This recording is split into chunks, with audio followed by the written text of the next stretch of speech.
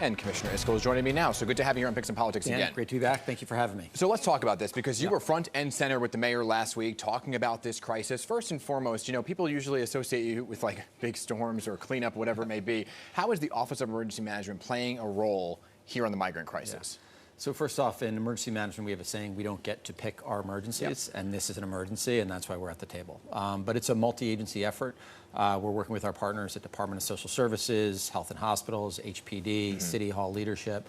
There's a variety of agencies that are involved in this, and we're one of them that are helping deal with this crisis and lead the city through it. And you particularly have been tasked with really choosing some of the locations that we're seeing these tent structures go up, these temporary shelters, right? So we're seeing Creedmoor psychiatric parking lot, the Randall's Island soccer field. The big question has been Central Park and whether or not that's going to play a factor. So what do we know about that location? So I can tell you this, is we right now have close to 100,000 people that have made their way through our system, right? Those are asylum seekers who we have cared for. There's probably more that have come to the city, but there's 100,000 we've taken care of.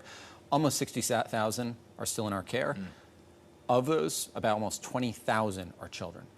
Our number one concern right now is keeping children off of the streets, and that means everything's on the table. Right. And so we have a site, you know, we're looking at over 3,000 sites around the city. One of the problems that we deal with is because we have not gotten sites yet from the federal government. There's some federal facilities we could be using in and around New York City. We have gotten a few from the state, including Creedmoor, a warehouse at JFK, a former correctional facility. But that really restricts us to city-owned properties. Right. And there's just not a lot of places around the city where we can do this type of work, where we have that amount of space.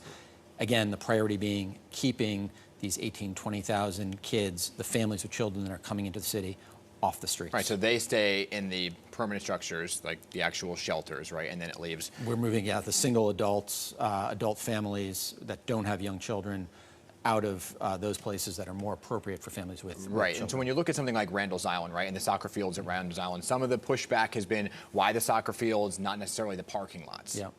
So look, there are decisions that have to be made, and I think at this point in time, and I say this as a parent of 4 kids, I understand the importance of this.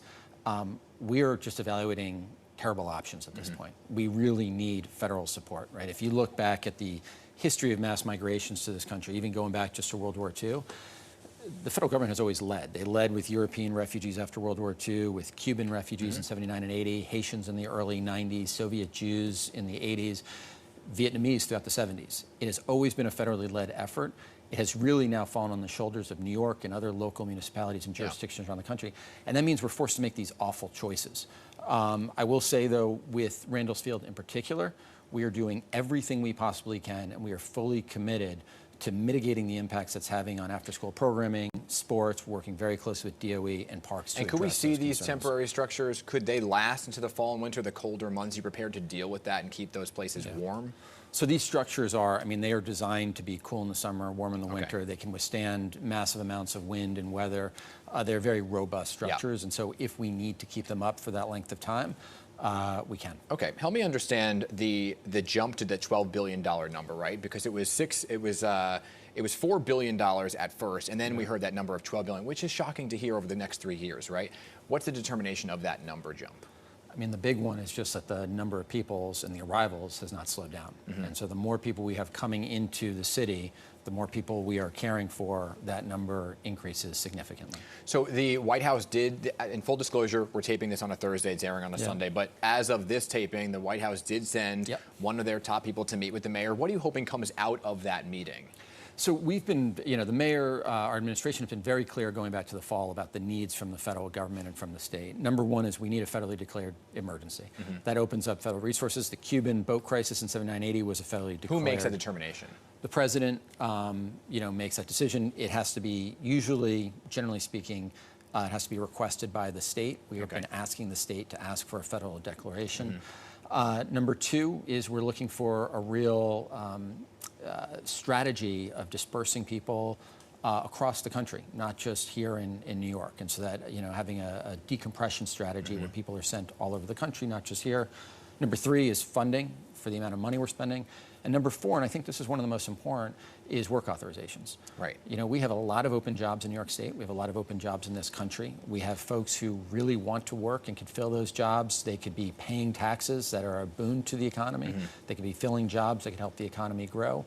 And that's the exit strategy for getting people out of the shelters. So why do you think, because you're talking about the history of the federal government, why do you think they have not stepped in yet thus far? Have you had conversations with anybody in the president's administration thus far? I have not. The administration has and City Hall has. They've been in close contact with the administration.